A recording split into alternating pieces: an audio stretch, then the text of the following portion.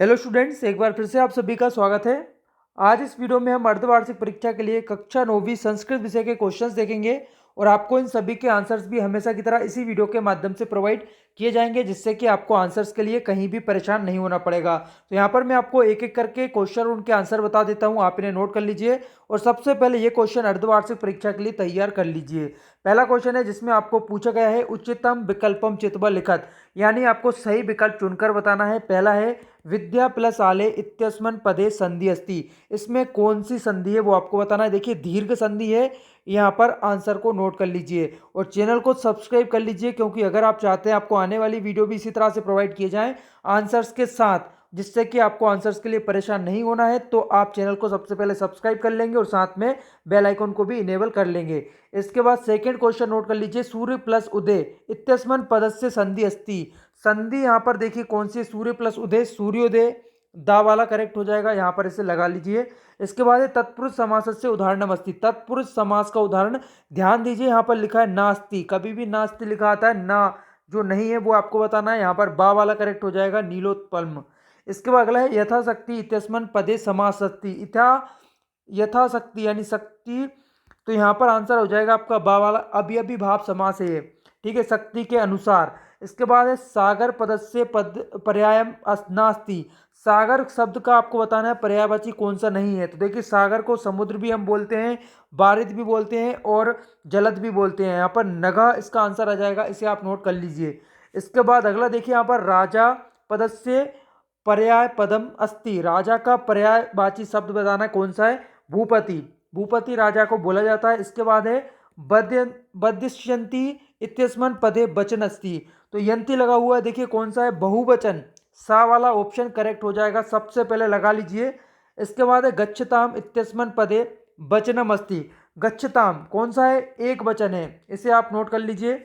इसके बाद सेकंड देखिए, प्रदत्त विकल्प रिक्त स्थानानि पूर्यत, दिए गए विकल्पों के द्वारा आपको खालिस्तान की पूर्ति करना है। कैसे करेंगे, पहला देखिए, कश्चित खालिस्तान बलिवर्दयाम क्षेत्र कर्षणम कुर्वन्ति, कुर्वन ना अस्ति, तो यहाँ पर इसका क्या आंसर हो जाएगा, पहला वाला ही हो जाएगा, कृषका। इसके बाद बी प्लस हा प्लस ल्यप, क्या बनेगा आपको बताना है, यहाँ पर बनेगा बिहस्य, नोट कर लीजिए, ये सेकंड हो जाएगा। इसके बाद है कीड़ितवा इत्यस्मन् पदे खालिस्तान प्रत्यय अस्ति, देखिए कीड़ितवा में कौन सा है, कितवा प्रत्यय है, थर्ड वाला आ जाएगा यहाँ पर, थर्ड, ये यहाँ पर नोट कर लीजिए। इसके बाद यहाँ पर है दृश्य प्लस तुमन, क्या बनेगा, दुष्टुम बनेगा, दुष्टुम यहाँ पर नोट कर लीजिए, ये हो जाएगा आपके यहाँ पर फोर्थ वाले में।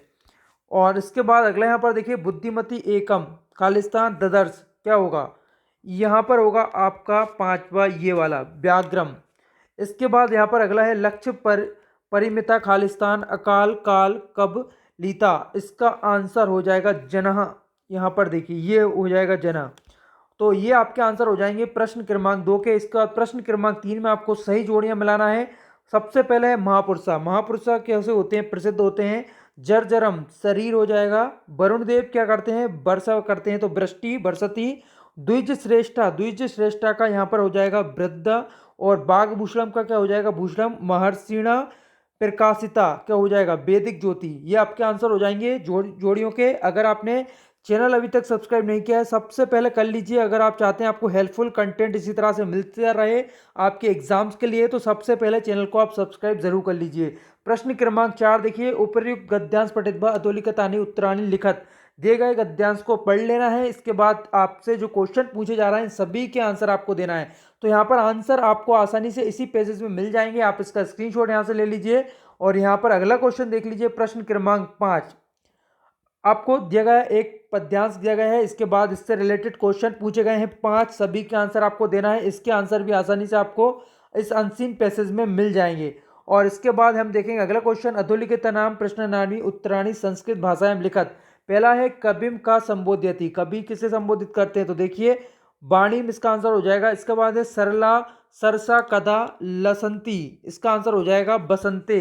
इसके बाद है प्रसादा कीदर्श वर्तते, इसका आंसर हो जाएगा स्वर्णमया। इसके बाद अगला है कुंभकारा घटान किमर्थम रचयति, आंसर नोट कर लीजिए, जीविका हेतु। इसके बाद स्वर्ण काका कान अखादत, इसका आंसर यहाँ पर नोट करेगा आप, तंडुलान। इसके बाद है जीवित वाहन कस्य पुत्र आसी, जीवित जी जीमूत वाहन, तो यहाँ पर इसका आंसर हो जाएगा जीमूत वाहनस्य। इसके बाद हो जाएगा कबी वाणी किम कथ्यति, कबी वाणी किम कथ्यति, कबी वाणी वीणा निदायन्तु कथ्यति। इसके बाद है कश्चनपुरा नाम नगरम कुत्र विभाति इसम।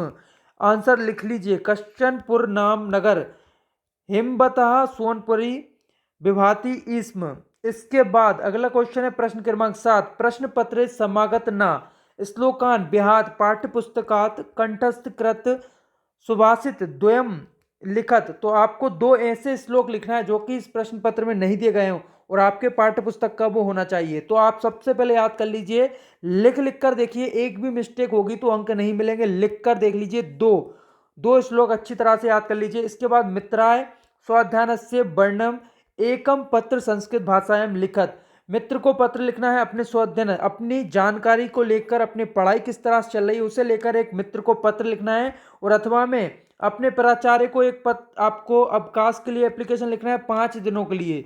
यहाँ पर आपको बताऊंगा किस तरह से लिखना है इसका आंसर। इसके बाद देखिए अधोलिखितेषु एकम विषयम स्वीकृत्य सत शब्देषु संस्कृत भाषायाम निबंध लिखत। 100 शब्दों में एक निबंध लिखना है दिए गए टॉपिक पे। महाकवि कालिदास अस्माकम देश सदाचार या फिर संस्कृत भाषा में महत्वम।